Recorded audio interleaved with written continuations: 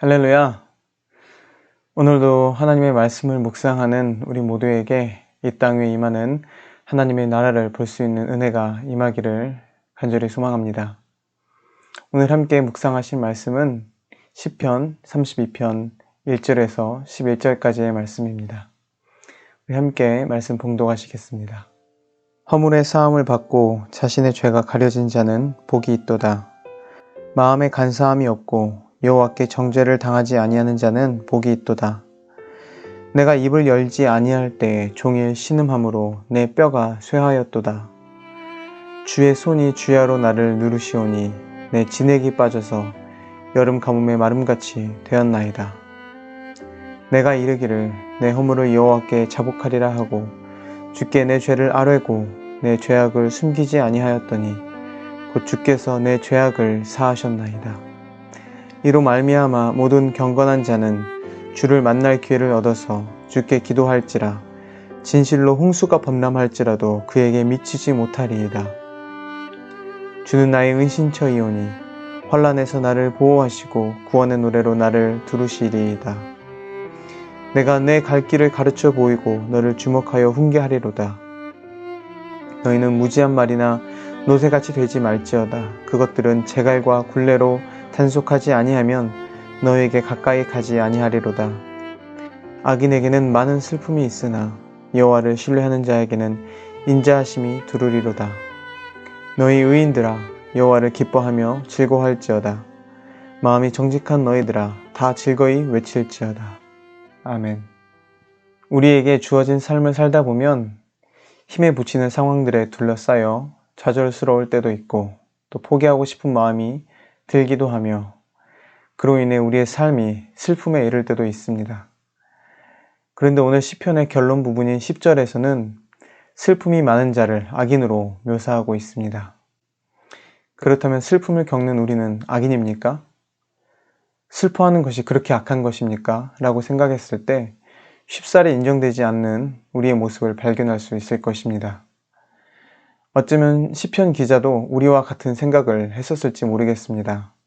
그래서인지 시편 기자는 3절에서 자신이 죄를 고백하지 않아서 온종일 신음하고 뼈들이 녹아내렸다고 고백하고 있습니다.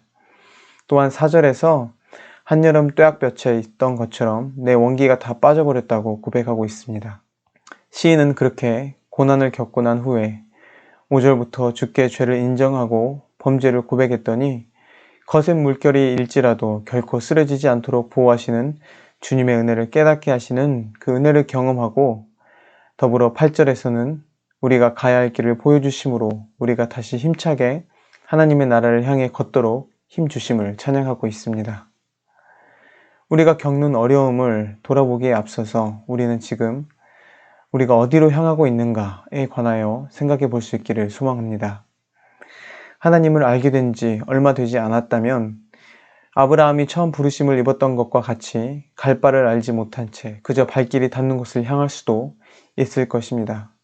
그러나 지난 삶의 여정에서 하나님이 어떠한 분이신지 경험하며 빛의 자녀가 되었다면 이제 우리는 그 빛의 도성이라는 분명한 목표를 향하여 풍성한 의미로 가득 찬 한 걸음을 내딛도록 오늘 시인은 우리를 격려하고 있습니다. 비록 그 빛의 모양이 어떠한지 우리가 정확히 알 수는 없을지라도 그 빛의 밝음을 향하여 우리의 시선을 돌릴 수 있다는 것입니다. 그렇게 우리를 빛을 향하여 부르시는 여정 가운데서 우리를 곁길로 빠지게 하는 것이 죄인데 오늘 시편의 기자는 그 죄를 슬퍼하는 것이라고 말하고 있습니다. 그리고 그 슬픔의 근원은 우리가 빛에 거하지 못하도록 우리를 속이는 거짓이며 그 거짓은 어둠이라고 시편 기자는 말씀하고 있습니다. 9절에 나오는 인간의 뜻을 이해하지 못하는 말이나 노새는 제갈과 굴레로 제어할 수밖에 없습니다. 어디로 가야 할지 이해하지 못하고 볼 수 없다면 제갈과 굴레밖에는 그것들을 인도할 방법이 없다는 것입니다. 그러므로 우리는 어둠에서 돌이켜 그 빛을 향해야 하고 그 빛을 봄으로 그 빛을 이해하게 된다면 우리의 목표를 분명하게 정할 수 있게 될 것입니다. 문제는 그 빛을 향해 돌이켜야 하는 우리의 시선인데 그것은 우리의 슬픔을 제하게 하는 우리 죄의 고백을 통해 이루어지게 됨을 오늘 말씀이 밝히 드러내주고 있습니다. 죄의 고백은 단순히 내가 무엇을 잘못했다고 시인하는 차원을 넘어서 내가 절망스러운 상황에 처했을 때 주님을 의지함으로 주님을 찾는 분명한 행위로 드러날 수 있을 것입니다. 기도조차 할 기운이 없는 상황에서 다시 한번 주님의 마음을 이해하기 위해 다른 모든 생각들을 내려놓는 겸손한 마음이 하나의 예가 될 수 있을 것입니다. 우리가 그렇게 어두움 가운데서 주님을 향해서 기도하며 주님만을 간절히 찾으며 주님의 뜻이 무엇일지 말씀을 통해 기도할 때 주님은 분명히 응답하십니다. 성경의 수많은 이야기 가운데 하나님을 진심으로 찾는 자들에게 늘 신실하게 응답하셨던 그 많은 이야기들이 그 허다한 증거가 될 것입니다. 그리고 그 하나님을 의지한 모든 사람들은 세상의 눈이 어떻게 평가하는 것과는 상관없이 하나님을 더 깊이 알게 되는, 하나님께 더 가까이 가게 되는 복 있는 삶으로 주님 안에서의 평안을 누리며 샬롬으로 그 인생을 마무리하게 되었습니다. 오늘 이 시편을 깊이 묵상하는 우리에게 다시 한번 그 빛의 도성의 찬란함을 확인하는 은혜가 있기를 소망합니다. 그러한 돌이킴은 우리가 어떤 거룩한 열심을 내는 것을 통해서가 아닌 어두움 가운데서 시선을 돌려 빛을 바라봄으로 그 구원의 복을 누리는 우리 모두가 될 수 있기를 소망합니다. 그런 의미에서 우리는 1절을 좀 더 새롭게 이해할 수 있을 것입니다. 허물의 사함을 받고 자신의 죄가 가려진 사람은 복이 있도다 라는 시인의 고백은 우리가 세상의 어두움에서 시선을 돌려 빛을 바라봄으로 임하게 되는 구원의 은혜가 진정으로 우리가 추구해야 할 복임을 밝히 말해주고 있음을 우리가 새롭게 이해할 수 있을 것입니다.